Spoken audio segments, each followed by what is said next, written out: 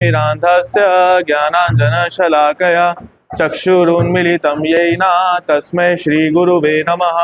श्रीचैतन्यमनोभीष्टं स्थापितं येन भूतले स्वयं रूपः कदा मह्यं ददाति स्वपदान्तिकम्।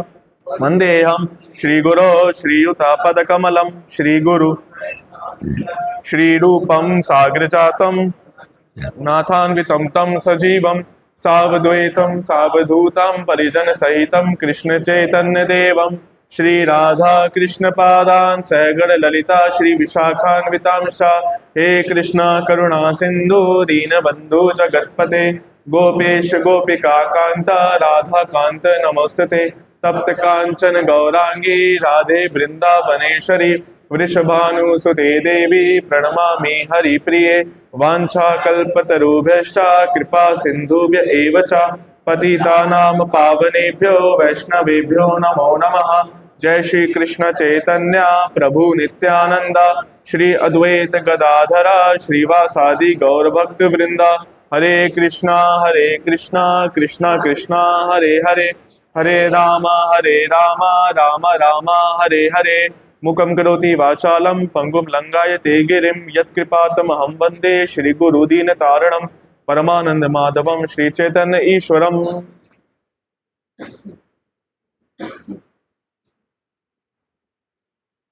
हरे कृष्णा। आप सबका स्वागत है। स्वागत से पहले आप सबसे क्षमा मांगता हूँ। आज एकादशी है, आज सबको माला करनी थी और आप सबको माला छुड़वा के यहाँ पे जबरदस्ती बिठा दिया गया है, उसके लिए हृदय से क्षमा। मैंने कल प्रभु जी ने मेरे को आदेश दिया, सुभाषिष प्रभु जी ने, तो मैंने हाँ कर दिया, बट रात में मुझे याद आया रात तो एकादशी है, सबको माला करनी होगी, बट लेट हो गया था तो कुछ बोल नहीं पाया फिर मैं। तो आपसे रिक्वेस्ट है, आप मैं श्रवण करने का प्रयास करेंगे और मैं बोलने का शास्त्रों से उसको सुनेंगे और उसके बाद फिर अपनी बची हुई माला, सबकी माला बची होंगी। अब मैंने बहुत जल्दी लेके आ गया, अपना सारा पिटारा यहाँ पे सेटअप करने लग गया, तो फिर अपनी अब माला बाद में कंटिन्यू कर लीजिएगा। I am very very sorry, but सेवा मिली है तो करना है और आपको भी सेवा है, बैठ के सुनना पड़ा है। Thank you. जैसा कि आज एकादशी है, तो बहुत सुंदर दिन है अपनी चेतना को तैयार करने का। भगवान एक अवसर और दे रहे हैं, एकादशी के दिन हम अपनी चेतना को तैयार करें और पूरा दिन कृष्ण कॉन्शियस होके बिताएं, व्यतीत करें। तो आज भगवान एक और अवसर दे रहे हैं। आई थिंक इसका इको ज्यादा है थोड़ा, है ना? तो हम कुछ शास्त्रों से पढ़ेंगे आज, कुछ श्लोक देखेंगे, कुछ और चीजें देखेंगे, कुछ पास्ट टाइम्स देखेंगे। उसके बाद भगवान से प्रार्थना करता हूँ कि ये सुन के मेरा भी शुद्धिकरण होगा और आपको भी कुछ लाभ पहुंचेगा। देन उसके बाद अपनी माला जो बची है देन विल डू। सो आज जैसे कि हम सॉन्ग लेते हैं शुद्ध भक्त चरण चरण रेणु, तो इसका हम अर्थ लेंगे, मीनिंग। सबको इंग्लिश आती है ना, या हिंदी में लेंगे? इंग्लिश समझ लेंगे सब? ठीक है, मैं बता दूंगा हिंदी में। तो बता रहे हैं कि जो वैष्णवों की चरण धूली है, ठीक है, वो एकमात्र साधन है कि हमें हमें भक्ति प्राप्त उसी से ही हो सकती है। हम लोग गुरु वंदना गाते हैं ना, उसमें गुरु वंदना का हिंदी में अनुवाद है, गुरुदेव के चरण कमल एकमात्र साधन है जिनसे हम शुद्ध भक्ति प्राप्त कर सकते हैं। तो उनके चरण धूली जो है उसी से हमें क्या प्राप्त हो सकती है? शुद्ध भक्ति प्राप्त हो सकती है। और शुद्ध भक्तों की सेवा जो है वो भक्ति लता पाने का सबसे ऊंचा माध्यम है। क्या? शुद्ध भक्तों की सेवा। कैसे भक्तों की? शुद्ध भक्तों की सेवा। और बता रहे हैं कि जो बहुत ही पवित्र दिन है, जैसे एकादशी हो गए, जन्माष्टमी हो गए, ये भक्ति की जननी है। मतलब भक्ति देती है, ये तिथियां भक्ति दे सकती हैं। सोचो कितनी पावरफुल तिथि हैं। जननी कह रही है भक्ति, भक्ति देवी कितनी ऊंची है ना? और उस भक्ति की जननी है ये तिथियां। तो आज ऐसी तिथि है इंदिरा एकादशी, महामहोत्सव की जय। ये भक्ति प्रदान कर सकती है अगर हम सही चेतना में रहे, भगवान से प्रार्थना करें। इन एकादशी देवी से, भगवान से हम प्रार्थना करेंगे, श्रील प्रभुपाद से, आचार्यों से प्रार्थना करेंगे तो हमें भक्ति प्रदान हो सकती है। इतना पावरफुल तिथि है आज। आज के दिन जो भी भजन साधन करते हैं उससे कई गुना ज्यादा हमें लाभ मिलता है आध्यात्मिक रूप से। अगर हम आज जो भी माला करते हैं, जो भी प्रसाद पाते हैं, जो भी, या फिर हम ऑस्टेरिटी करते हैं, कृष्ण कॉन्शियस होकर जो भी ग्रंथ पढ़ते हैं, श्रवण करते हैं, उससे हमें कई गुना ज्यादा लाभ मिलता है। भक्ति में और बहुत ज्यादा प्रगति कर सकते हैं। तो जतन पालन करिए, बहुत अच्छे से मैं इसका पालन करूंगा आज की तिथि को। तो हमारा मूड भी यही होना चाहिए कि आज जो तिथि है ये एकादशी में बहुत यत्न पूर्वक पालन करूंगा। कैसे यत्न पूर्वक पालन करूंगा? आप देखो जितने प्योर डिवोटीज हैं, है ना, ये जो महाराज होते हैं, जनरली उनकी जो एकादशी होती है वो एक दिन पहले ही स्टार्ट हो जाती है। वो लोग शाम एक दिन पहले ही शाम से एकादशी प्रसाद लेना स्टार्ट कर देते हैं, क्योंकि एकादशी जब तिथि है तो पेट में कुछ अन्न रहे ना, पेट के अंदर भी, ये कॉन्शियसनेस होती है। बहुत जतन पूर्वक पालन करते हैं जितने प्योर डिवोटीज होते हैं। मुझे याद है परम पूज्य श्रीला गोपाल कृष्ण गोस्वामी महाराज, जब उनकी स्वास्थ्य थोड़ा उनको उनका स्वास्थ्य उनको साथ देता था, उस टाइम वो सारी एकादशी निर्जला रखते थे। हमारा तो वो इस तरह नहीं है ना, हम उनको कॉपी कर सकते हैं, इमिटेट कर सकते हैं, बट हमें प्रयास करना चाहिए कि अपने स्तर के अनुसार, अपने स्वास्थ्य के अनुसार मैं जतन पूर्वक एकादशी का पालन करूं। एटलीस्ट हमें एकादशी वाले दिन ये करना चाहिए हम बेस में, जो हम कर सकते हैं, जो कि मैं देखता हूँ कि कमी रहती है, कि हम जैसे प्रसाद पाए, जब प्रसाद आता है प्रसाद पाते हैं, और जब प्रसाद पाके हम उठे तो वो एरिया क्या हो गया, झूठा हो गया। अब दूसरे वक्त आए उसी एरिया में बैठ गए और एकादशी का प्रसाद पा रहे हैं। तो आइडियली जब आप झूठे में बैठ के एकादशी का प्रसाद पा रहे हो तो एक व्रत टूट गया। एक झूठे में बैठ के आप व्रत प्रसाद पा रहे हो तो एक सेंस में आप झूठा ही पा रहे हो, वो व्रत टूट गया आपका। तो आइडियली एटलीस्ट एकादशी वाले दिन अगर एक स्लॉट में हमने प्रसाद पाया तो उस एरिया को साफ करना चाहिए, जैसे कि वो दूसरे आके बैठेंगे, दूसरे साफ नहीं करेंगे, जिन्होंने पाया वही साफ करेंगे। जैसे दूसरे स्लॉट में दूसरे आके बैठे, फिर वो पाले तो फिर वो साफ होना चाहिए एटलीस्ट एकादशी के दिन, क्योंकि फिर आप झूठे में भक्त खा रहे हैं, फिर वो सब व्रत टूट रहा है सब पूरा। तो जतन पूर्वक पालन करना चाहिए एकादशी की तिथि को, बहुत जतन पूर्वक पालन करना चाहिए, ये जानते हुए कि ये भक्ति जननी है, इससे मुझे भगवान की शुद्ध भक्ति प्राप्त हो। शुद्ध भक्ति कितनी बड़ी बात है, हमें भगवान की शुद्ध भक्ति प्राप्त हो जाएगी। सोचिए, हमने सबने प्रहलाद महाराज की मूवी देखी नरसिंह अवतार, उसमें देखा कि क्या भक्ति थी उनकी, कईयों के तो आंखों में आंसू आ गए वो मूवी देख के, प्रहलाद महाराज की भक्ति देख के। सोचिए वो शुद्ध भक्ति, इतनी हाईली एक्सॉल्टेड भक्ति हमें प्राप्त हो सकती है अगर हम सही कॉन्शियस में प्रार्थना करें और यतन पूर्वक पालन करें। May I visit the holy places, मैं चाहता हूं कि मैं उन स्थानों पर जाऊं जहां चेतन महाप्रभु और उनके भक्त गए। तो ये हमारी एस्पिरेशन होनी चाहिए। आज हमारी एस्पिरेशन क्या है, जो लोग जॉब करते हैं कि मेरा अच्छा पैकेज हो, मेरा प्रमोशन हो जाए, ये एस्पिरेशन है। बट हमारी एस्पिरेशन क्या होनी चाहिए कि मैं ऐसी जगह जाना चाहता हूँ जहां महाप्रभु और उनके भक्त गण गए। तो आचार्य जन हमको सिखा रहे हैं कि हमें डिजायर भी कैसे करनी चाहिए। हमें डिजायर करना भी नहीं आता, तो डिजायर करना हमको सिखा रहे हैं कि क्या हमको इच्छा भी रखनी चाहिए। जब मैं मृदंग की आवाज सुनूं तो मेरा हृदय जो है वो कीर्तन में नाचने का मन करे, मेरा हमेशा मन करे कि मैं कीर्तन में पार्टिसिपेट करूं जब भी मैं मृदंग की आवाज सुनूं। बट अनफॉर्चुनेटली हम जब कई बार भक्त प्रैक्टिस करते हैं मृदंग की आवाज तो हमें फ्रस्ट्रेशन होती है, अरे भाई बंद करो यार, कान में दर्द कर दिया है, सर में दर्द कर दिया, कान में आवाज हो रहा है। तो हमें चेतना क्या होनी चाहिए कि मृदंग की आवाज है, प्रभु का कीर्तन हो रहा है, मेरे कीर्तन करने का मन कर रहा है। जैसे जब सबने वो पढ़ा है सॉर्टेड ब्रेड, तो जिन मशीन से प्रिंटिंग प्रेस मशीन से जो बुक्स प्रिंट हुई थी रशिया के लिए, रशिया में बहुत कुछ हुआ था, आप सबको पता होगा, थोड़ा आइडिया होगा कि रशिया में कितना कुछ होगा, बैन हुआ था भगवत गीता, फिर भक्तों ने कितना संघर्ष किया, उसके ऊपर एक बुक भी है अपने आप में, कौन सी, सॉर्टेड ब्रेड नाम से, इतना कुछ हुआ। तो बाद में जब परम पूज्य श्री गोपाल कृष्ण गोस्वामी महाराज उन प्रिंटिंग प्रेस मशीन के पास जाते हैं, जो जिस प्रिंटिंग प्रेस मशीन से वो बुक्स छपी थी, तो वो कहते हैं ये this machine is not different from DT, ये जो मशीन है ये विग्रहों से अलग नहीं है। जाते हैं और उसको इंक पॉट में उंगली करके अपना तिलक लगाते हैं, ओम केशवाय नमः। तो ये डिजायर होती है। तो देखो मृदंग की आवाज सुन के भगवान का स्मरण हो रहा है, कीर्तन का स्मरण हो रहा है। प्रिंटिंग प्रेस चेतना देखिए, प्रिंटिंग प्रेस को देख के स्मरण हो रहा है कि ये तो विग्रह है, क्यों, क्योंकि इन्होंने बुक्स छापी हैं, इससे कितनों का जीवन परिवर्तन होगा। ये चेतना होनी चाहिए। हमारी वो चेतना नहीं है, बट प्रयास कर सकते हैं कि एटलीस्ट भक्तों को देख के भगवान का स्मरण हो, एटलीस्ट प्रसाद को देख के भगवान का स्मरण हो, ये इच्छा कर सकते हैं एटलीस्ट। और मेरा हृदय नाचना चाहिए भगवान चेतन महाप्रभु के पास टाइम सुन के, मेरा हृदय क्या होना चाहिए। आज भी अगर हम डल तरीके से बैठेंगे, बिल्कुल हृदय ब्लैंक, बस सुन रहा हूं क्योंकि 1.5 घंटा, तो ऐसा नहीं। आज एकादशी है, आज हम सबको प्रयास करना कि पूरे हृदय से सुनेंगे। देखो जो मैं बोल रहा हूँ, मैं बिल्कुल क्वालिफाइड नहीं हूँ, लेकिन जो बोल रहा हूँ, जहां से बोल रहा हूँ वो ऑथेंटिक सोर्स है, ठीक है। तो आप लोग ये फेथ रखिए कि जो बोला जा रहा है वो ठीक बोला जा रहा है, क्योंकि शास्त्रों से ही मैं आपके सामने खोल के बैठा हूँ, कि आपको कोई डाउट हो तो आप उसमें चेक कर लें। तो बिल्कुल किसी संकोच रखे बिना हृदय से सुनिए, और मैं भी हृदय से बोलने का प्रयास करूंगा, इससे मेरा शुद्धिकरण भी और आपको भी कुछ लाभ पहुंचे। तो हमें बता रहे कि जब मैं भगवान के विग्रह देखूं राधा कृष्ण के, तो मेरा हृदय ब्लिस आनंद से भर जाता है। और जब मैं भगवान का प्रसाद पाता हूं तो मैं सारी माया को पार कर लेता हूं। भगवान का प्रसाद पाने से क्या होगा, माया को लांग लेंगे, ये प्रसाद की महिमा है। लेकिन मैं देखता हूँ कई बार, जैसे मैं हूं, हम प्रसाद पाते हैं तो प्रसाद पाते पाते माया में आ जाते हैं। क्यों? क्योंकि चेतना भोग वृत्ति से पाते हैं प्रसाद को, तो प्रसाद पाते पाते भी माया में होते हैं। बट प्रसाद पाके हम लोग माया से निकल सकते हैं, प्रसाद में इतनी शक्ति है, प्रभु के साक्षात दर्शन प्रसाद। श्रील भक्ति सिद्धांत श्री ठाकुर श्रील प्रभुपाद प्रसाद पाने से पहले आचमन करके प्रसाद की परिक्रमा करके फिर प्रसाद पाते थे। ये प्रसाद है, इसको पाके पाने मात्र से मुझे कृष्ण प्रेम प्राप्त हो सकता है। ये प्रसाद की महिमा है। सोचिए, आप सोचिए कि प्रसाद पाने से मुझे क्या प्राप्त हो जाएगा? कृष्ण प्रेम। ये वो प्रसाद है साक्षात। तो इसको सिर्फ मैं पनीर गुलाब जामुन इस दृष्टि से ना देखूं, इसको मैं भगवान का प्रसाद रूप में स्वीकार करूं। आज भगवान ने कितनी कृपा करी, मुझे प्रसाद दिया। मेरी क्या योग्यता है कि भगवान का प्रसाद मुझे प्राप्त हो? मेरी क्या योग्यता है? प्रसाद मतलब भगवान का अधरामृत मुझे प्राप्त हुआ, मेरी क्या योग्यता है? लेकिन आज प्रभु ने मुझे अपना प्रसाद प्राप्त किया। डेली मुझे प्रभु अपना प्रसाद देते हैं। दिन में 3 टाइम मुझे अपना प्रसाद देते हैं। I am so fortunate. Thank you Lord, thank you. हमें हृदय पे काम करना पड़ेगा, कल्टीवेट करना पड़ेगा।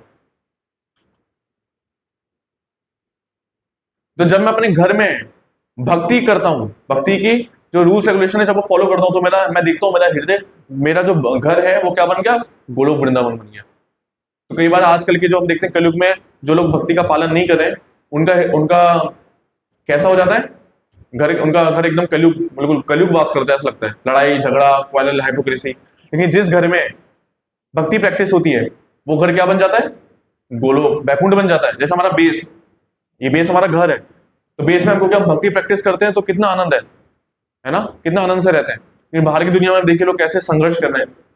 जब मैं तुलसी महारानी को देखूं तो मेरा हृदय जो है वो आनंद से भर जाए। क्योंकि तुलसी महारानी जो है भगवान को आनंद प्रदान करती है। जब मैं भगवान का प्रसाद पाऊं तो मेरे अंदर नए जीवन का संचार होगा। भगवान श्री चैतन्य महाप्रभु को शाक बहुत पसंद है, तो उस शाक को पाकर, हरी सब्जी होती है ना शाक, उस शाक को पाकर मैं अपना जीवन सार्थक मानूंगा। तो जब कई बार कुछ प्रसाद आता है, मतलब मैं भी इसमें इंक्लूडेड हूँ, तो कई बार प्रसाद आता है तो हम बोलता है कि मेरे को ये पसंद नहीं है, मेरे को ये पसंद है, ये पाऊंगा ये नहीं पाऊंगा क्योंकि मुझे पसंद नहीं है। बट ये स्वार्थ है। भक्ति क्या है? क्योंकि प्रभु को ये पसंद है। मेरा कितना सौभाग्य है कि प्रभु को पसंद है, प्रभु ने अपनी पसंदीदा चीज मेरे को दी है। आज मैं ये पाऊंगा। ये महाप्रभु कितना पसंद है, शाक कितना पसंद है, भले मुझे पसंद ना हो लेकिन मेरे प्रभु को पसंद है, इसलिए मैं इसको पाऊंगा, हृदय से पाऊंगा। आज शाक पाऊंगा। आज नहीं, आज एकादशी है जनरली। आज प्रभु ने अपना जो है इसको स्वीकार किया है। इस एटीट्यूड से, इस चेतना से हमें पाना चाहिए। तो लास्ट में बताते हैं, श्रील भक्तिविनोद ठाकुर जी कहते हैं कि आज के दिन जो भी एंथुसियाज्म के साथ भक्ति का नियमों का पालन करता है उसको परम आनंद की प्राप्ति होगी। तो कौन कौन चाहते हैं उसके जीवन में परम आनंद की प्राप्ति हो? सिर्फ कह रहे हैं कि सही में चाहते हैं? तो हाँ, तो पहले तो 45 मिनट सोना नहीं है और हृदय से सुनना है। ठीक है, मन लगा के सुनना है और उस पर कंटेम्पलेट करना है। अगर सोचेंगे नहीं ना, माइंड बंद कर देंगे, माइंड ब्लॉक कर देंगे, कान को यूज करेंगे सिर्फ और सिर्फ कान को, तो नींद आएगी। कान के साथ मन को भी यूज करना है, दिमाग को भी यूज करना है, कंटेम्पलेट करना है, अपने जीवन से जोड़ के देखना है, तब नींद नहीं आएगी, वरना नींद आएगी। श्रील भक्तिविनोद ठाकुर जी की जय। कल भगवत गीता का कौन सा श्लोक हुआ था? आज कौन सा होगा? आज भगवत गीता का 8th श्लोक होगा। बहुत सुंदर श्लोक है, स्टार्ट करता हूं। नाहि प्रपश्यामि ममाप्नुद्यात् यच्चोकम् उच्छुषणम् इंद्रियाणाम् अवप्याभूमा असत्पथं वृद्धं राज्यं सुरानम् अपि चाधिपत्यम्। Coming on translation, I can find no means to drive away this grief which is drying up my senses. I will not be able to dispel it even if I win a prosperous unrivaled kingdom on earth with sovereignty like the demigods in heaven. बहुत सुंदर श्लोक है। तो कल हमने क्या चर्चा करी थी 2.7 में कि किस प्रकार से हर व्यक्ति जो है संसार दावानल में फंसा है, और अगर उसको संसार दावानल से बाहर निकलना है तो उसको किसकी शरण में जाना पड़ेगा? गुरु की शरण में। अगर वो गुरु की शरण में जाएगा तभी वो संसार दावानल रूपी जो ये संसार, मतलब संसार जो है, जो भयावह स्थिति है, इससे वो बाहर निकल पाएगा। तो प्रश्न ये उठता है कि अगर मुझे संसार दावानल से बाहर निकलना है तो क्या मुझे गुरु की शरण में जाना जरूरी है? क्या गुरु की शरण में नहीं जाऊं तब भी क्या मैं बाहर निकल सकता हूं? मान लो लोगों के अंदर ये धारणाएं होती है कि अगर मुझे इतना पैसा मिल गया, मुझे प्रमोशन मिल गया, मेरा इतना बड़ा घर हो गया, या मेरी इतनी जॉब लग गई, या मैं इस पोस्ट पर आ गया तो मेरा हृदय सेटिस्फाई हो जाएगा। लोग की धारणा होती है ना। तो उसी धारणा से क्या ऐसा हो सकता है कि अगर मेरा हृदय, मैं बहुत संसार दावानल में फंसा हूं और अगर मुझे गुरु की शरण में नहीं जाऊं, तो अगर मुझे संसारी सारी चीजें मिल जाएं तो क्या मेरा हृदय शांत हो जाएगा? ये प्रश्न उठता है। तो उस प्रश्न का आंसर हमें इस श्लोक में मिलता है। तो अर्जुन आप बता रहे हैं कि मेरा हृदय में जो दुख है वो इतना ज्यादा हो रखा है, मेरा हृदय इतना भारी हो रखा है कि मुझे ऐसा लगता है मेरे सारे जो इंद्रियां हैं वो सूख रहे हैं। मतलब मेरे इंद्रिया सूख रहे का मतलब मेरे इंद्रिय कार्य करने के योग्य नहीं बचे अब, इतनी मेरी हालत खराब हो रही है। सोचो कितनी क्या स्थिति हो रही है अर्जुन की। और अर्जुन कह रहे हैं कि इस दुख को भगाने का मुझे और कोई रास्ता दिख नहीं रहा है। भले ही मुझे तीनों लोगों का राज्य मिल जाए, मुझे इंद्र जैसा वैभव मिल जाए, तब भी मेरा ये दुख नहीं जाएगा। तो इसका मतलब क्या है कि जिस संसार दावानल में हम फंसे हैं, संसार दावानल में हम फंसे हैं, उस संसार दावानल से हम किसी भी स्थिति में बाहर नहीं आ सकते अगर हम गुरु की शरण में नहीं जाएं। हमें कुछ भी मिल जाए, हमें कुछ भी, कितना भी हमें मेंटल प्रॉस्पेरिटी मिल जाए, लेकिन हम उस संसार दावानल स्थिति से बाहर नहीं आ पाएंगे। कब कब आ पाएंगे? केवल और केवल जब हम किसी गुरु की शरण में जाते हैं, अदरवाइज उससे बाहर आना पॉसिबल नहीं है। तो जितनी भी हमारी गलत धारणा है कि नहीं नहीं मैं बाहर आ जाऊंगा, एक चीज मुझे बस ये मिल जाए तब मैं खुश हो जाऊंगा, ये बहुत ही मूर्खतापूर्ण है। ऐसा नहीं होगा, हम कभी खुश नहीं होंगे संसार में। केवल और केवल एक प्रमाणिक गुरु की शरण में जाने से ही हम खुश होंगे। तो यहाँ पे मैं आपको समरी में बता रहा हूँ, यहाँ पे श्रील प्रभुपाद बता रहे हैं कि अर्जुन कई सारे बोल रहे हैं, आर्गुमेंट्स रख रहे हैं, तर्क रख रहे हैं कि उनको लग रहा है कि किसी प्रकार से जब वो अगर गुरु की शरण में नहीं जाते हैं तो किसी भी प्रकार से उनकी जीवन की जो प्रॉब्लम है वो सॉल्व नहीं होगी। केवल और केवल गुरु के शरण में जाने से ही उनकी प्रॉब्लम सॉल्व होगी। तो ये फेथ एक डिसाइपल में होना चाहिए। डिसाइपल के अंदर ये फेथ जरूरी है कि मेरी सारी समस्याओं का हल केवल मेरे गुरु महाराज कर सकते हैं, भगवान कर सकते हैं, भक्ति कर सकती है। भक्त, भगवान, भक्ति। भक्त, भक्ति, भगवान, केवल ये तीन चीज मेरी सारी समस्याओं का हल कर सकती है। दुनिया की और कोई भी चीज मेरी समस्याओं का हल नहीं कर सकती। ये फेथ हमें होना बहुत ही आवश्यक है। किसी भी प्रकार की नॉलेज, किसी भी प्रकार की स्कॉलरशिप, किसी भी प्रकार का हमें पोस्ट पोजिशन हमारे जीवन की समस्याओं को हल नहीं कर सकती। तो इसलिए चेतन मां, लेकिन गुरु कौन है? अब सवाल आता है कि प्रभु जी आप बता रहे हैं। अब इस पे हमारी बहुत इंपॉर्टेंट चर्चा स्टार्ट होने वाली है। कुछ हम चेतन चेतावनी से भी कुछ पास टाइम्स देखेंगे, कुछ प्यार देखेंगे। तो अब मैं चाहता हूं कि आप लोग बहुत ध्यानपूर्वक सुने अब से। तो यहाँ पे बता रहे कि अब गुरु की आवश्यकता क्या है, गुरु कौन है। तो चेतन महाप्रभु डेफिनेशन दे रहे हैं। तो चेतन महाप्रभु क्या बता रहे हैं कि जो कृष्ण कॉन्शियस के विज्ञान में माहिर है, एक्सपर्ट है, उसको क्या मानना चाहिए? गुरु। क्या बता रहे हैं? कीवा विप्र कीवा न्यासी शूद्र के ना नोए, जय कृष्ण तत्ववेता से ही गुरु होए। तो ये फर्क नहीं पड़ता कि अगर कोई विप्र है, मतलब कोई ब्राह्मण है, या कोई लोअर फैमिली में जन्मा, कोई शूद्र भी है, या कोई सन्यासी है, ये फर्क नहीं पड़ता। अगर कोई भी व्यक्ति भगवत ज्ञान, भगवत विज्ञान को समझता है तो वो गुरु कहलाने योग्य है, गुरु बनने योग्य है। ये कौन बता रहे हैं? दूसरी तरफ हमें शास्त्रों से मिलता है, आई थिंक पद्म पुराण का श्लोक है, षट कर्मो निपुणो निविप्रो मंत्र तंत्र विशारदा अवैष्णवो गुरुर्न न स्यात् वैष्णव स्वपचो गुरु। पद्म पुराण में आता है। तो बोलते हैं कि अगर कोई बहुत ही एक्सपर्ट ब्राह्मण है, कौन है? बहुत ही एक्सपर्ट, जो 6 कार्यों में निपुण है। ब्राह्मण के कौन से 6 कार्य होते हैं?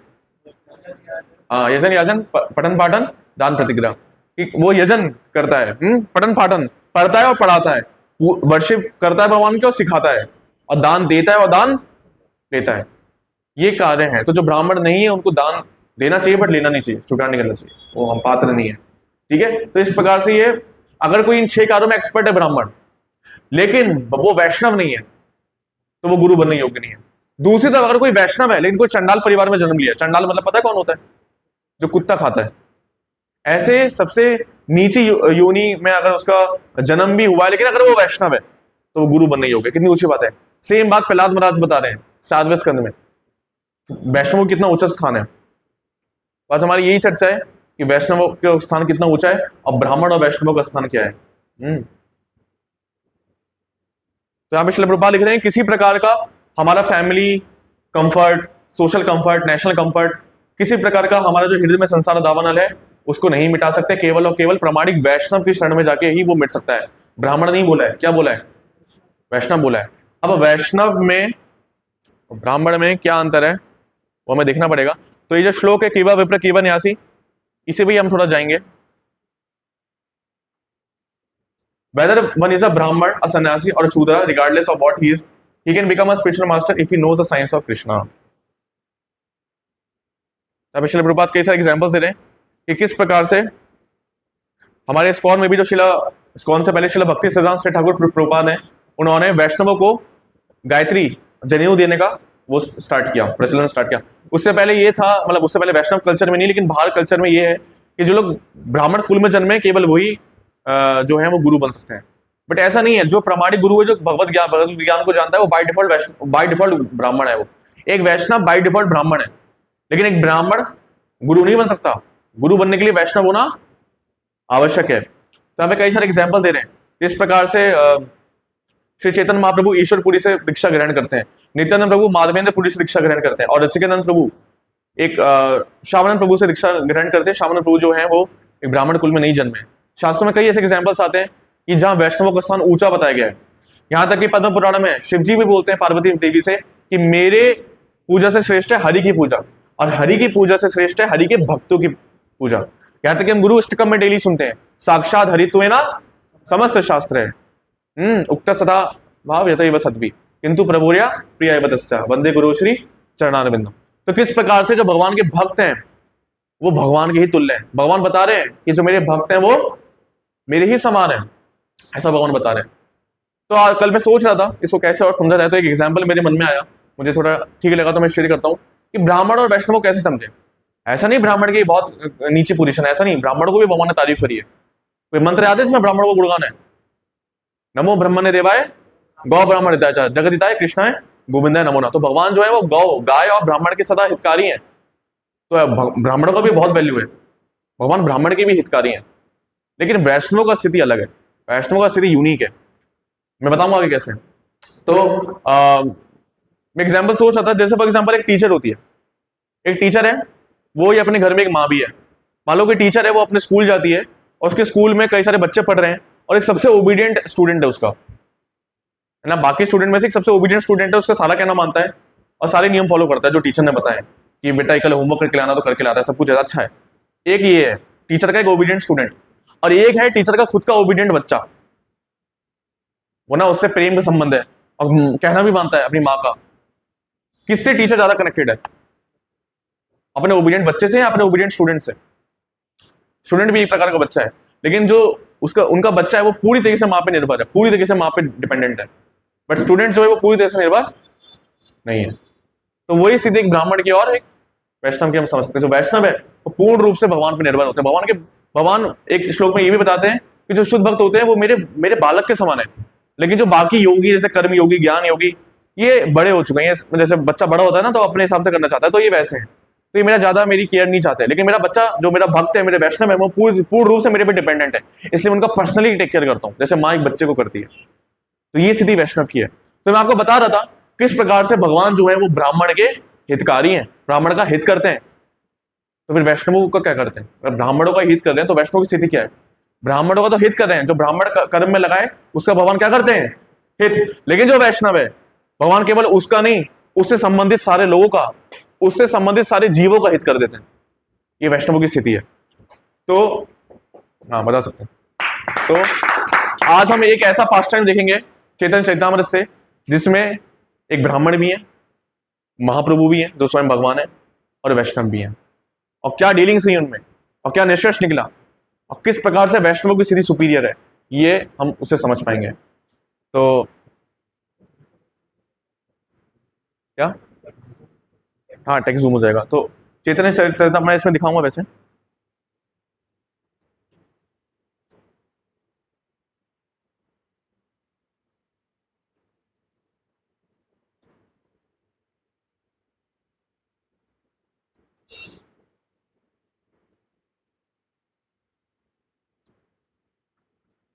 ठीक है, तो मैं आपको थोड़ा कंटेक्स्ट समझा देता हूँ क्या चल रहा है।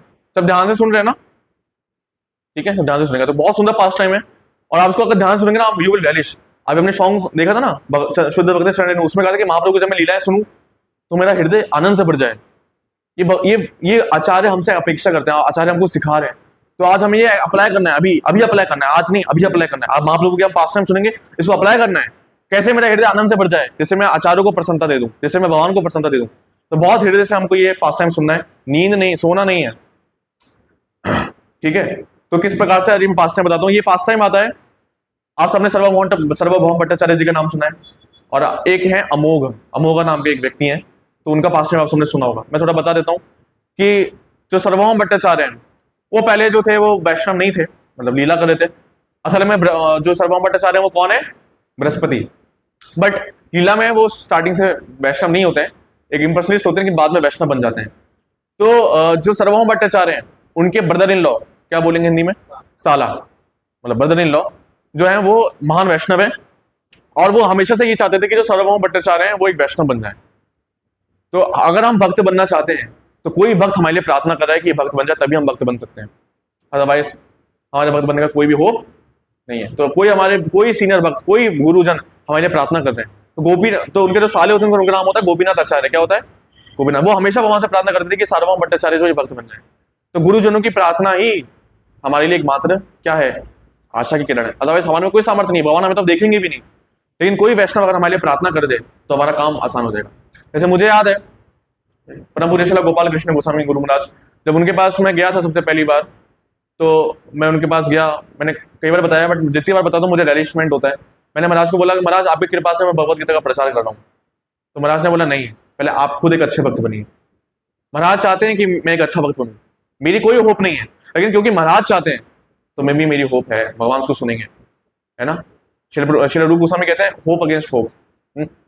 एक शुद्ध भक्त, ये शुद्ध भक्त की डिजायर है तो मे भी भगवान आगे पूरी करेंगे, तो यही मेरी होप है, अदरवाइज मेरी कोई होप नहीं है। तो एक शुद्ध भक्त की जो डिजायर है वो भगवान अवश्य पूरी करते हैं। तो गोपीनाथ आचार्य चाहते थे कि उनके जो ये हैं सार्वभौम भट्टाचार्य भक्त बन जाए, तो भक्त बनते हैं आगे। तो सार्वभौम भट्टाचार्य, उनकी वाइफ होती है, उनकी बेटी होती है सार्वभौम भट्टाचार्य की, और उनकी बेटी का नाम होता है साठी। साठी क्या नाम होता है, साठी। और साठी का पति होते हैं अमोघा। कौन होते हैं, अमोघा। तो अमोघा जो होते हैं वो ब्राह्मण होते हैं, बहुत हाईली एरिस्टोक्रेटिक फैमिली से वो बिलोंग करते हैं, बहुत ही अच्छे कुल से, ब्राह्मण कुल से, बहुत ही ऊंचे कुल से वो बिलोंग करते हैं। कौन, अमोघा। ब्राह्मण होते हैं, प्रॉपर सारे विधि विधान फॉलो करते हैं, सारे हमने जो देखे षटकर्म सब कुछ करते हैं। लेकिन उनमें कमी होती है, उनमें कमी ये होती है कि वो फॉल्ट फाइंडर होते हैं और निंदुक होते हैं, दूसरों में कमियां देखते हैं और निंदा करते हैं भगवान के वैष्णव की। ये उनमें कमी होती है बहुत बड़ी। तो इसका क्या उनमें उनको रिजल्ट भोगना पड़ता है ये भी हम देखेंगे। तो अमोघा होते हैं, तो अमोघा, उनका ये स्वभाव सार्वभौम भट्टाचार्य जानते हैं कि जो मेरा क्या बोलेंगे, सन इन लॉ, हाँ सन इन लॉ बोलेंगे ना, जो मेरा सन इन लॉ है वो किस प्रकार से निंदुक है और फॉल्ट फाइंडर है, वो जानते हैं। तो एक बार क्या होता है, जो सार्वभौम भट्टाचार्य होते हैं वो महाप्रभु को अपने घर में भोजन के लिए, प्रसाद के लिए आमंत्रित करते हैं कि आप हमारे घर में आइए और प्रसाद स्वीकार करिए। तो उनके पास 6 घंटे होते हैं सार्वभौम भट्टाचार्य के पास। 6 घंटे में वो फीस्टिंग तैयार करते हैं, और फीस्टिंग में आपको बता नहीं सकता, इसमें जो मेंशन है 50 चीजें लिखी हैं, 50 चीजें। कई श्लोक तो उसमें लिखा है क्या क्या वैरायटीज वो बनाते हैं, कई चीजें लिखी हैं। मैं अभी बताऊंगा तो आप एकादशी आप सबके मुंह में पानी आ जाएगा, मुझे पाप लगेगा, है ना, कि आपको अन्न का स्मरण कराऊंगा प्रसाद का, तो वो मैं नहीं कर रहा हूँ उसमें, उन श्लोकों में मैं नहीं जा रहा हूँ। लेकिन कई सारे प्यार आते हैं जिसमें वो सारे मेंशन है कि ये बनता है, ये बनता है, ये बनता है, ये बनता है, ये बनता है। इनफैक्ट जब महाप्रभु उनके घर में आते हैं तो वो कहते हैं कि अरे आपने 6 घंटे में इतना बना लिया। 6 घंटे में ये बनना संभव ही नहीं है।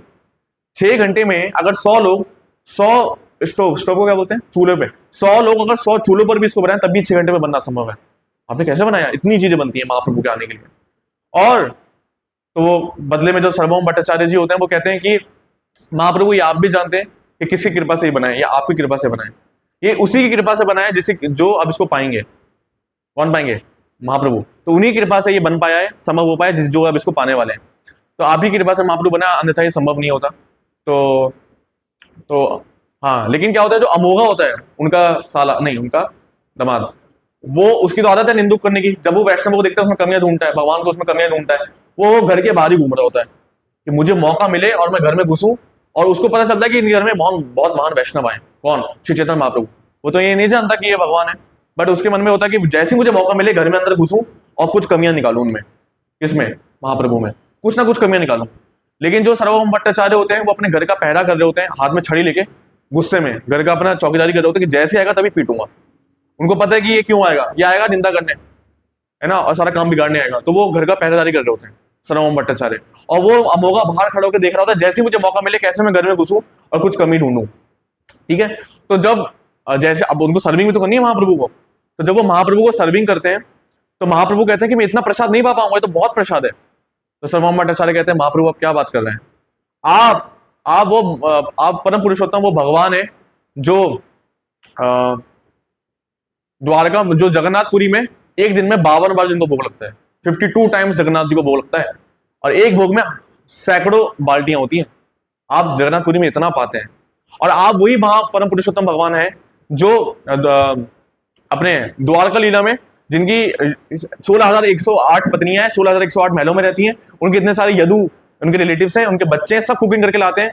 एक बार में दो एक एक मतलब 3 टाइम पाते हैं ना भगवान, मतलब वैसे तो 8 टाइम पाते हैं, और सब लोग पवाते हैं, उनकी वाइफ पवा रहे हैं, उनके बच्चे पवा रहे हैं, और सब पाते हैं, अब सब पाते हैं, उन सबका भोग स्वीकार करते हैं। अब वही परम भगवान है जो वृंदावन लीला में है अपने माता यशोदा, सॉरी अपनी अपनी यशोदा मैया और नंद महाराज इनका प्रसाद पाते हैं, और सारी जो माता है ब्रज की गोपियां, जो एल्डर गोपियां वो सब बना के लाती हैं, वो पाते हैं। अपने जो फ्रेंड्स आपको पवाते हैं फिर वो पाते हैं। आपको दिन में कितनी बार बोल सकता है अब, और आपके जितने भी ग्वाल वाले आपके सखा हैं सब वो पाते हैं, वही भगवान है। और आप वही भगवान है जब गोवर्धन पूजा हुई थी और आपने जो चावल के चट्टे पे खा लिए थे, मतलब आपने वो सब पाए थे, अब वही भगवान है जो आप इतना प्रसाद पाए थे। और ये आपके लिए क्या बड़ी बात है पाना, मैं आपको हृदय से दे रहा हूँ, कृपा करके इस छोटे से मेरी छोटी भेंट को स्वीकार करें। उसके सामने तो ये कुछ भी नहीं है, कृपा करके इसको स्वीकार करें। तो महाप्रभु मुस्कुराते हैं और उनके सामने बहुत प्रसाद होता है, मैंने आपको बताया कितना कुछ होता है, और वो बैठते हैं और वो प्रसाद स्वीकार करने बैठते ही हैं। अब वो सर्व करने अंदर आते हैं, सर्वभौम भट्टाचार्य, जैसे ही सर्वभौम भट्टाचार्य अंदर सर्व करने आते हैं तो कौन अमोघ अंदर घुसाता है, वो मौका मिलता है, वो अंदर घुसाता है और क्या बोलता है, अमोघ बोलता है कि देखो देखो देखो, ये प्रसाद, इतना प्रसाद 10-12 लोगों के लिए सफिशिएंट है, 10-20 लोगों के लिए जो ये अकेले पा रहे हैं।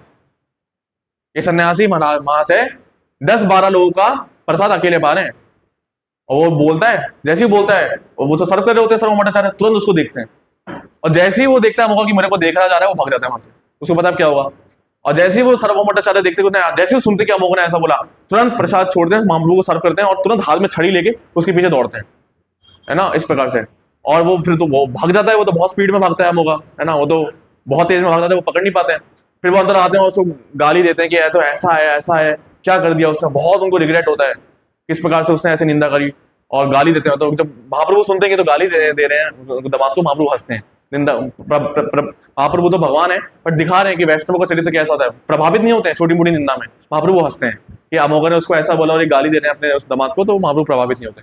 जब सर्वभौम भट्टाचार्य की जो वाइफ होती है वो सुनती है कि अमोघ ने ऐसा बोला, तो वो अपना छाती पीटती हैं, अपना सर पीटती हैं और कहती हैं कि इससे अच्छा ये मर जाए, इससे अच्छा ये मर जाए, ये कैसी निंदा कर रहा है, कैसा व्यक्ति है ये, इससे अच्छा ये मर जाए।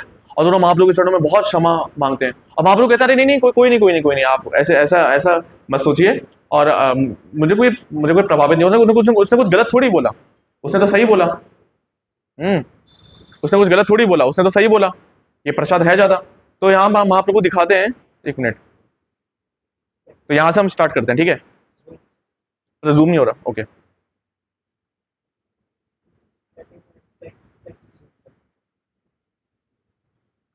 ठीक है, ठीक है। तो यहाँ पे बता रहे हैं माय डियर, नहीं, आई थिंक 256 था ना,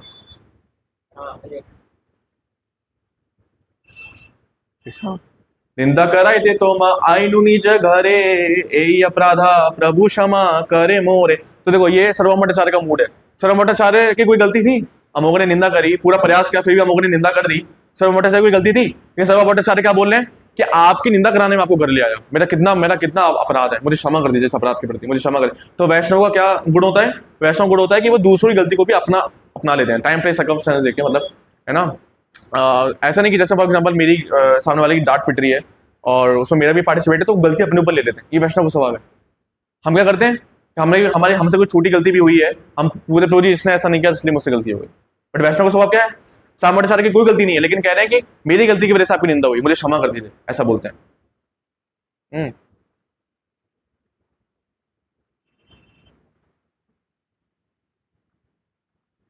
तो चेतन महाप्रभु बोलते हैं कि अमोघ ने जो बोला ठीक ही तो है, इसमें कोई निंदा थोड़ी है, आपका इसमें क्या गलती, आपका इसमें क्या अपराध। तो देखो यहाँ पे वैष्णव का, महाप्रभु जो है वो भगवान है, लेकिन दिखा रहे कि वैष्णव का कैसा चरित्र होता है, कैसा एटीट्यूड होता है। जो वैष्णव है अगर उनकी कोई निंदा करता है तो वो बदले में कैसा रेसिप्रोकेट करते हैं। अमोघ ने जो बोला क्या वो ठीक था, बिल्कुल ठीक नहीं था, लेकिन महाप्रभु क्या कह रहे हैं, जो अमोघ ने बोला वो ठीक ही है। तो अगर कोई हमारी निंदा करे, हमें उसको फीडबैक के तौर पर लेना चाहिए, उसको हमें कंस्ट्रक्टिवली लेना चाहिए। उसके प्रति ये नहीं कि तूने मुझे ऐसा कैसे बोला, ऐसा कैसे बोला, मैं बताता हूँ, अब मैं ना कोई काम नहीं करूंगा तेरा, ऐसा नहीं, लड़ना नहीं चाहिए। अगर कोई हमें कोई फीडबैक देता है तो हमें सोचना चाहिए भगवान के थ्रू आ रही है, भगवान मेरे को इस भक्त के माध्यम से फीडबैक दे रहे हैं, मेरे को सुधारने के लिए। आज मुझ पर कितनी कृपा हुई, भगवान ने मुझे अपना फीडबैक दिया इस भक्त के माध्यम से, उसको हमें पॉजिटिवली लेना चाहिए। अगर कोई हमें फीडबैक देता है उस पर गुस्सा नहीं करना चाहिए, महाप्रभु दिखा रहे हैं। देन तो महाप्रभु जब ये बोलते हैं उसके बाद वो अपने घर के लिए निकल जाते हैं, और जाते हैं तो उसके बाद सर्वभौमाचार्य उनके पीछे पीछे जाते हैं, उनसे रास्ते भर क्षमा मांगते हैं कि मुझसे गलती हुई, कृपया मुझे क्षमा कर दीजिए, मुझसे क्षमा कर दीजिए। उनकी गलती नहीं है, फिर भी वो क्या करते हैं, रास्ते भर उनसे क्षमा मांग के जाते हैं, क्षमा मांगने जाते हैं, और वो जो है महाप्रभु के चरणों में गिर जाते हैं। और सर्वभौमाचार्य कई बार उनसे कहते हैं कि अरे मुझसे नाराज तो नहीं है, मुझसे नाराज तो नहीं है, द लॉर्ड एंड पेसिफाइड। और भगवान जो है उनको फिर सांत्वना देते हैं और उनको अपने घर भेजते हैं कि मैं तुमसे नाराज हूं, तुम घर जाओ। तो ये भक्त का स्वभाव होना चाहिए। अगर हमें लग रहा है कि हमसे कोई गलती हो गई, हमें बार बार उससे पूछना चाहिए, हम उससे नाराज तो नहीं, और उससे बार बार क्षमा मांगनी चाहिए। हम किस एटीट्यूड में रहते हैं कि हम क्षमा नहीं मांगते, और अरे ठीक है हमने जो क्या गलत थोड़ी किया, उस टाइम जरूरी था उसको सबक सिखाना, वरना उसमें गलत आदत पड़ जाती, वरना वो गलत रास्ते में चल जाता, डेविएट हो जाता।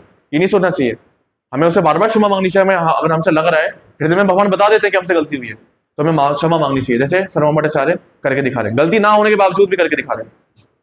तो जब सर्वभौमाचार्य घर जाते हैं तो अपनी वाइफ से पूछते हैं कि अब ये जो अपराध हुआ है इसका निवारण क्या है, बहुत बड़ा अपराध हो गया अमोघा से, है ना। तो पहले तो जब सर्वभौमाचार्य होते हैं, वो अपनी वाइफ से जब बात करते हैं तो वो कहते हैं मेरी गलती है सारी। उसके बाद वो ये शब्द कहते हैं अपनी वाइफ से बात करते हुए, क्या बोलते हैं कि अगर जो महाप्रभु की निंदा करता है वो अगर मार दिया जाए, वो मर जाए, तो वो इस अपराध से छूट जाएगा, तभी उसको अपराध से छुटकारा मिलेगा। तो वो जो महाप्रभु की निंदा किया है वो मर जाए।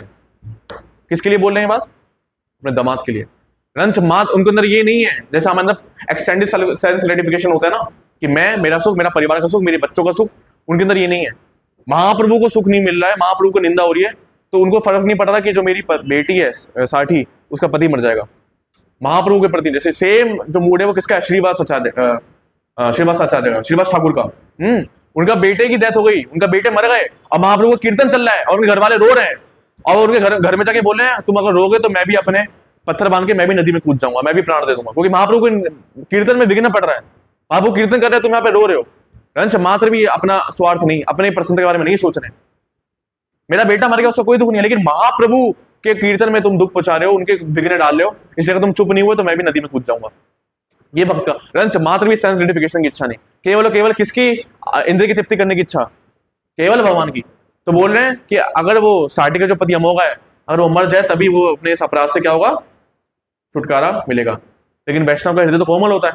तो अगली बार बोलते हैं सर्वभौमाचार्य बोलते हैं कि अगर ऐसा नहीं हो सकता तो कम से कम मैं ही मर जाऊं, अगर मैं मर जाऊं तो मैं इस अपराध से छुटकारा मुझे मिलेगा, क्योंकि वैष्णव तो दूसरों को नहीं मार सकते। तो अगले लाइन में वो क्या दिखाते हैं? दिखाते हैं कि अगर वो नहीं मर सकता तो सबसे अच्छा क्या होगा कि मैं ही मर जाऊं। लेकिन वो कहते हैं कि दोनों आइडिया, जो दोनों ये है उपाय, ये दोनों संभव नहीं है, क्योंकि हम दोनों ब्राह्मण बॉडी में, वही ब्रह्म हत्या का पाप लगेगा। तो दोनों जो है वो, मतलब वो भी नहीं, वो भी ब्राह्मण है, और सर्वभौमाचार्य जो है वो तो वैष्णव है, तो ब्राह्मण तो वही ये बोलते हैं।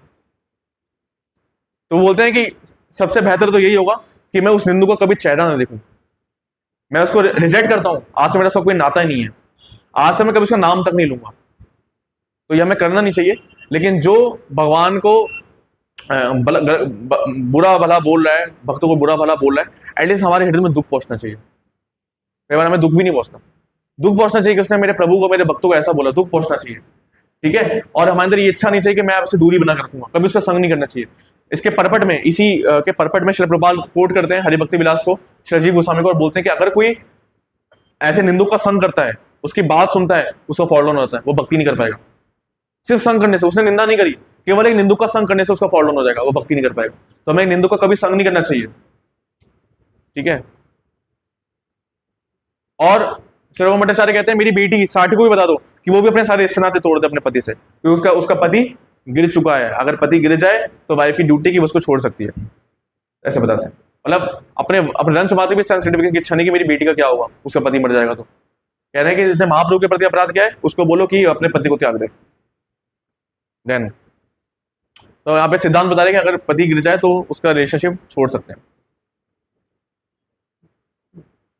हाँ, से रात्रि अमोघा कहा पलैया गेला, प्रातः काले तार विशुचिका व्याधि हईला। तो उसी रात क्या हुआ, सर्वभौमाचार्य जो थे, उनका जो दामाद था अमोघा, जो भागा था, अगले ही दिन सुबह मॉर्निंग में उसको कोलेरा बीमारी हो गई और वो बीमार पड़ गया। सोचो। तो इसके परपट में श्रील प्रभुपाद एक बहुत इंपॉर्टेंट बात लिखते हैं, अगर कोई वैष्णवों की निंदा करता है, अगर कोई वैष्णवों को निंदा करता है या उनके प्रति अपराध करता है, कर्मा तुरंत लगता है उस पर, तुरंत, लेट नहीं होता, तुरंत उसका जो है सारा जो है उसका, और क्या क्या कर्म लगता है, उसके साथ ऑपुलेंस छिन जाएगा, उसकी उम्र कम होती है, बीमारियां आ जाएंगी, बहुत कुछ उसमें लिखा है, आप परपट पढ़ सकते हैं इसका। तो तुरंत उसको बीमारी आ गई, कॉलरा में वो बीमार पड़ गया। कौन? जैसे उसने अपराध किया तुरंत अमोघा के साथ ये हुआ।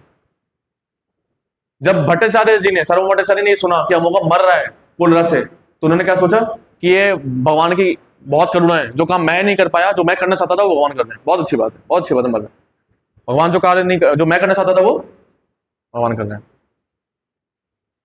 तो यहाँ पे बता रहे हैं कि जब कोई भगवान को अपराध करता है तो कर्मा इमीडिएटली टेक्स इफेक्ट, तुरंत उसमें कर्म लगता है। और जैसे ही वो ये बात बोलते हैं, फिर वो शास्त्र से 2 श्लोक भी कोट करते हैं इसको स्थापित करने के लिए।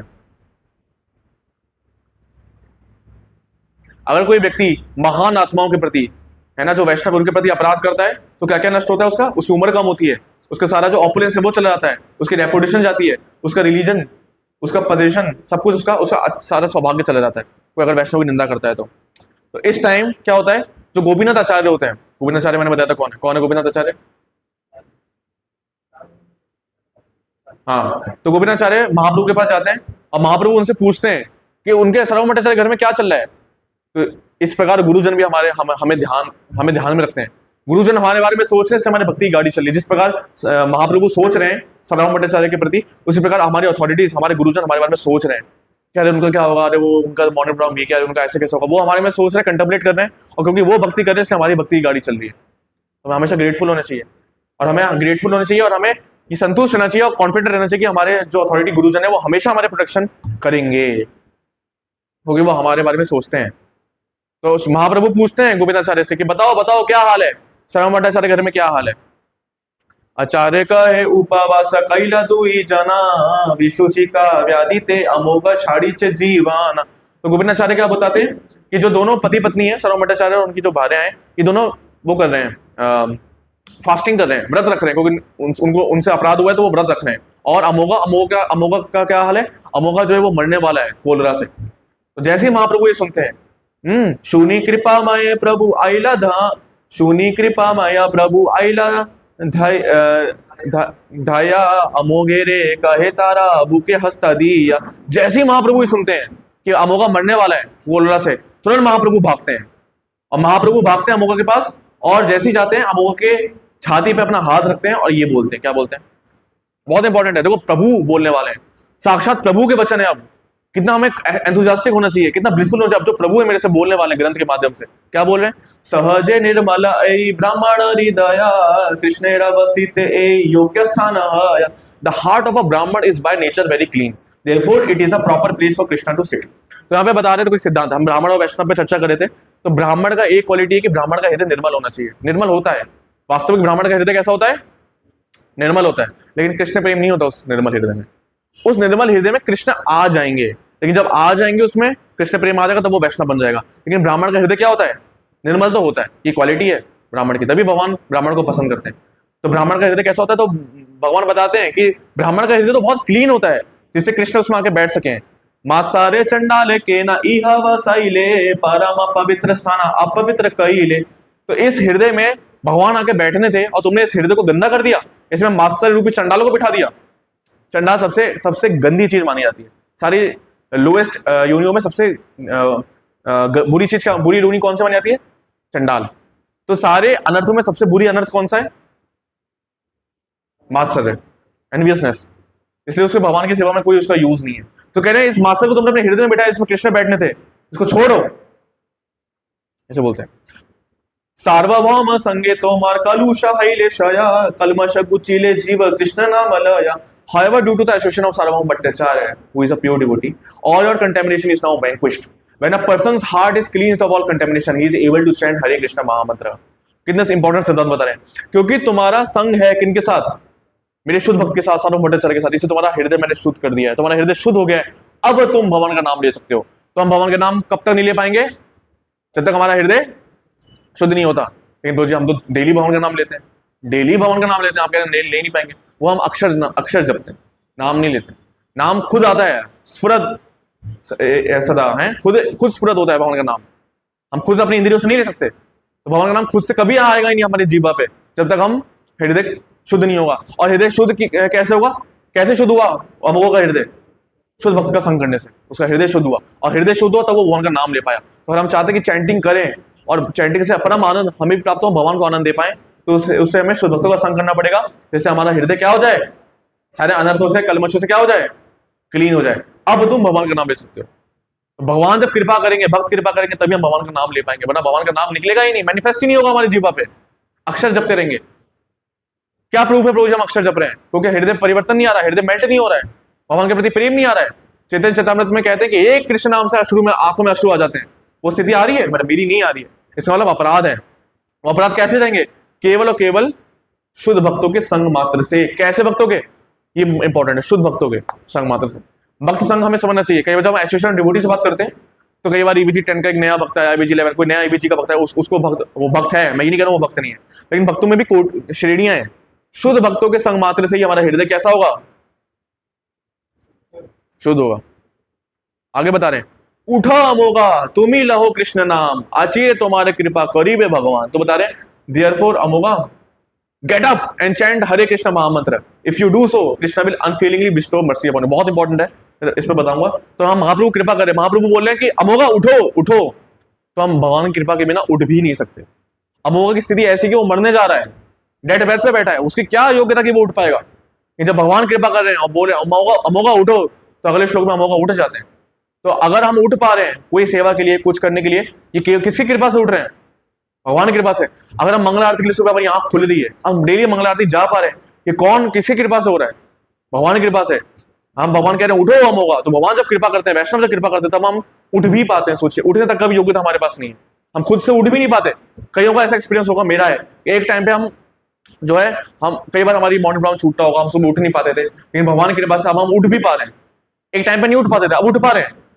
हमारे अंदर सामर्थ्य होता तो हम पहले भी उठते, तो पहले क्यों नहीं उठ पा रहे थे? हमारे सामर्थ्य नहीं है, हमारे सामर्थ्य नहीं उठ रहे हैं, सुबह उठ भी रहे।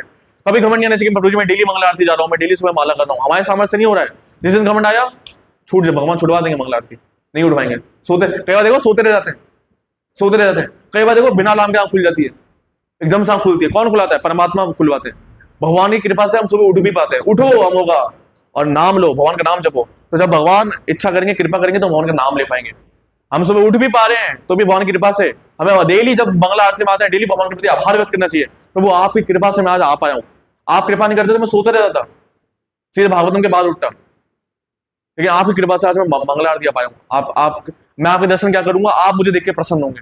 मैं आपकी प्रसन्नता के लिए यहाँ पर आया हूँ, मुझ पर और कृपा करें प्रभु, मुझ पर कृपा करें। इस प्रकार से हमें भगवान से प्रार्थना करनी चाहिए। तो भगवान की कृपा से हम उठे, भगवान की कृपा से हम नाम भी ले पाते हैं। 16 माला जो हो रही है, भगवान कह रहे हैं हरे कृष्ण महामंत्र जपो अमोघा, तो अमोघा नाम ले पा रहे हैं। वरना अमोघा निंदुक, भगवान की निंदा करी, वो भगवान का नाम जप सकता है? एक टाइम ऐसा था कि हम लोग माला नहीं करते थे, 2 माला करने में भी स्ट्रगल होता था, 3 माला करने में भी स्ट्रगल होता था। आज हम में से अधिक लोग 16 माला कर रहे हैं। हमारा सामर्थ्य है, भगवान की कृपा हुई है, वैष्णव की कृपा हुई है कि हम आज 16 माला कर पा रहे हैं।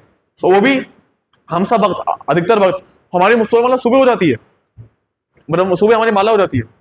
सोचो, एक टाइम ऐसा था कि हमारी माला नहीं होती थी, एक समय ऐसा था कि माला होती थी कि पूरे दिन भर घिसते रहते, रात में 12 बजे होती थी। आज भगवान की कृपा से हमारी सुबह माला हो जाती है। ये हमारे सामर्थ्य से हो रहा है, ये प्रोसेस काम कर रहा है भक्ति का। महाप्रभु की कृपा काम कर रही है, वैष्णव की कृपा काम कर रही है। हमें ये देखना चाहिए और आनंद से भर जाना चाहिए कि मुझ पर कितनी कृपा कर रहे हैं प्रभु, मुझे अयोग्य पे, पतित पे भगवान कितनी कृपा कर रहे हैं। हमें आनंद से भर जाना चाहिए देख के। और क्या बता रहे हैं, शूनी कृष्ण कृष्ण बोली अमोघा उठीला, प्रेमोन्मादे मत्ता हैया नाचीते लागीला। After hearing Sri Chaitanya Mahaprabhu and being touched by him, Amoga, who was on his deathbed, immediately stood up and began to chant the holy name of Krishna. Hare Krishna, Hare Krishna, Krishna Krishna, Hare Hare, Hare Ram, Ram Ram, Hare Hare. Thus he became mad with ecstatic love and began to dance emotionally. जैसे ही भगवान ने बोला, भगवान ने जैसी कृपा करी, कृपा मात्र से अमोघा उठ गया और नाचने लगा। जो मरने जा रहा था और जिसके हृदय में इतना निंदा भरी थी, ऑफेंस था, वो नाचने लगा, भगवान का नाम ले रहा है। और क्या कर रहा है, रो रहा है, अश्रु से आंखों से अश्रु प्रवाहित हो रहा है, रो रहा है और पागलों की तरह नाच रहे हैं और इमोशनल हो रहे हैं, भाव विभोर हो रहे हैं। फिर क्या हुआ, कंपा अश्रु फुलक स्तंभ अश्वेद स्वर भंगजम, जब सुबह गाते ना, रोमांच कंपा अश्रु तंग बाजो, सब लक्षण प्रकट हो रहे हैं। स्वर भंगा, बोल नहीं पा रहे हैं, वचन टूट रहे हैं, हम बहुत इमोशनल होते हैं ना, बोल नहीं पाते, आवाज टूटती है, आवाज टूट रही है। प्रभु हासे देखी तारा प्रेम आरा तरंगा। और इसके जो प्रेम के तरंग हो रहे हैं और जो लक्षण प्रकट हो रहे हैं अमोघा के अंदर, महाप्रभु देख रहे हैं, प्रसन्न हो रहे हैं। तो भगवान हम पे कृपा भी करते हैं और भगवान हमसे कोई भक्ति कराते भी हैं। और जब हम भक्ति करते हैं तो भगवान आनंदित भी होते हैं कि देखो कितनी अच्छी भक्ति कर रहा है। ये भगवान का स्वभाव है। भक्ति की इच्छा भी कौन देता है? भगवान। और फिर भक्ति हमसे कराते कौन है?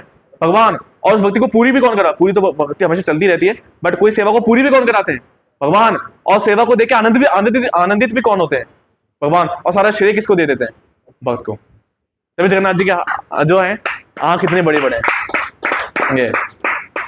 तो बोले भगवान अमोघा जो है वो नाच रहे जुबिलेशन में, ट्रांस में, समाधि में नाच रहे। क्या स्थिति थी वो? क्या स्थिति थी? निंदुक था, महाप्रभु को निंदा करके आया। क्या स्थिति थी? और अभी क्या स्थिति हो गई? जिसके लिए हम सब कुछ अपना जीवन छोड़कर आए, जाने कितने जन्मों से लगे हो, जाने कितने जन्म और लगना पड़ेगा, कुछ नहीं पता। वो स्थिति ऐसे महाप्रभु ने प्रदान कर दी। कि कैसे प्रदान हुई? ये सीक्रेट है, कैसे प्रदान हुई? शुद्ध भक्त के संग से। कौन से भक्त के? ये भी इंपॉर्टेंट है, शुद्ध भक्तों के संग से। फिर क्या हुआ?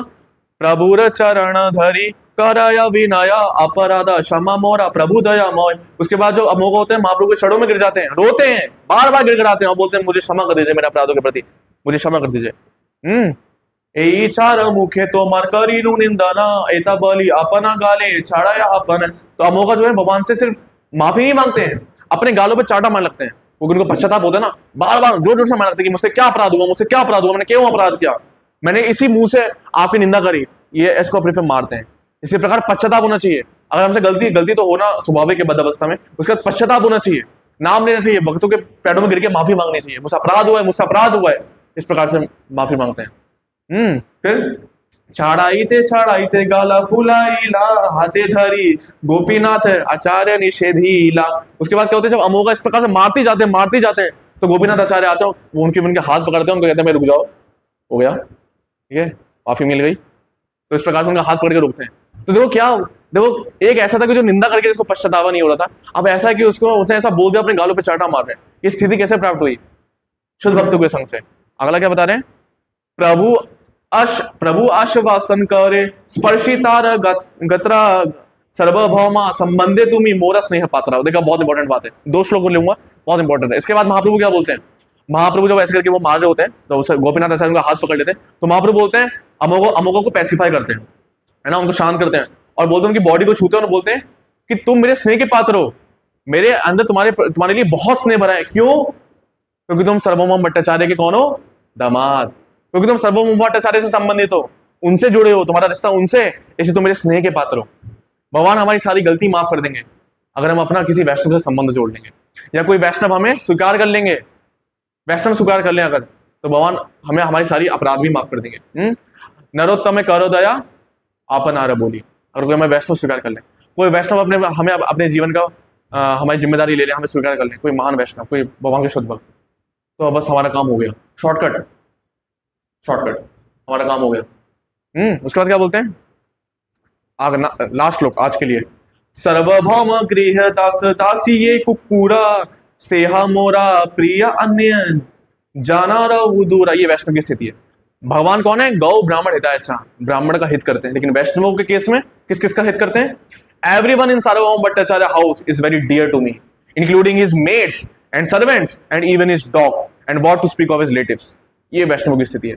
भगवान कह रहे हैं कि सार्वभौम भट्टाचार्य के घर में जो भी है मुझे बहुत प्रिय है, भले ही वो उसका नौकर हो, चाकर हो, यहाँ तक कि उसका कुत्ता भी मुझे बहुत प्रिय है। देख रहे भगवान के हृदय में कितना प्रेम भरा अपने वैष्णव के प्रति। अरे मेरे वैष्णव के घर में अगर कुत्ता भी रह रहा है, उसके घर में कोई जीव जंतु भी रह रहा है, क्योंकि मेरे वैष्णव के घर में रह रहा है, मेरे भक्ति घर में रह रहा है, ये मुझे बहुत प्रिय है, इसको कृपा प्राप्त हो जाएगी। सेम श्रीवास ठाकुर के घर में कौन थी जो मेड सर्वेंट थी? दुखी, उनका नाम दुखी था, है ना। तो श्रीवास ठाकुर जो थे वो घर में अपनी रहते थे, और घर में कौन थी? मेड सर्वेंट, बहुत निष्ठा से डेली पानी लाना, मटके में पानी लेके जाना, उनका नाम दुखी था। तो महाप्रभु की नजर पड़ी उस पर कि बहुत सेवा कर रही है ये, मेरे भक्ति घर में सेवा कर रही है।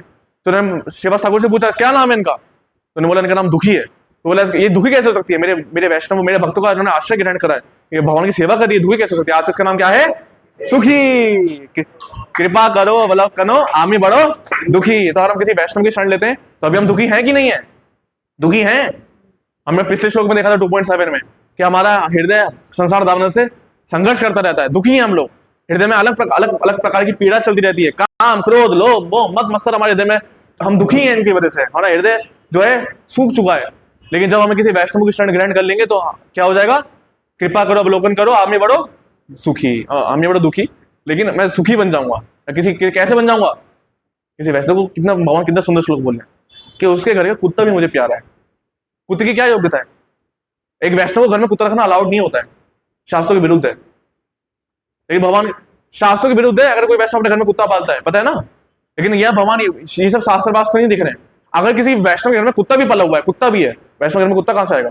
अगर किसी वैष्णव घर में कुत्ता भी है, तब भी मुझे को कुत्ता प्यारा है, वैष्णव तो छोड़, वैष्णव तो है ही, है ना। किंतु प्रभु या प्रिय बतस्या बंदे गुरु श्री चरणारविंदम, ऐसी स्थिति है हमारे वैष्णवों की, हमारे गुरुजनों की, ऐसे महान है।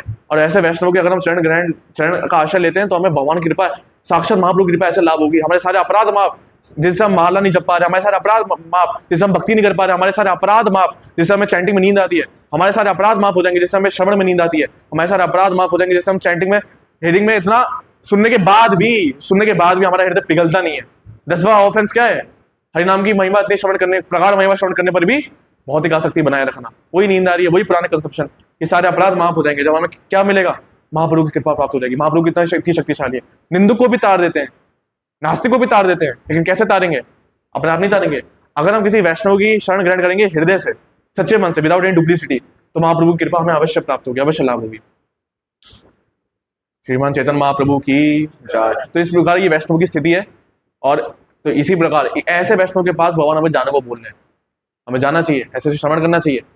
हर किसी से श्रवण करके हृदय परिवर्तन नहीं होगा, शुद्ध वैष्णव से श्रवण करके ही हृदय परिवर्तन होगा। तो ऐसे वैष्णव के पास जाके हमें हृदय से श्रवण करना चाहिए, उनसे हृदय से सेवा करनी चाहिए, अपने आप को पूर्ण रूप से सरेंडर करना चाहिए, अपना मन बुद्धि अहंकार सब उनको सरेंडर कर देना चाहिए।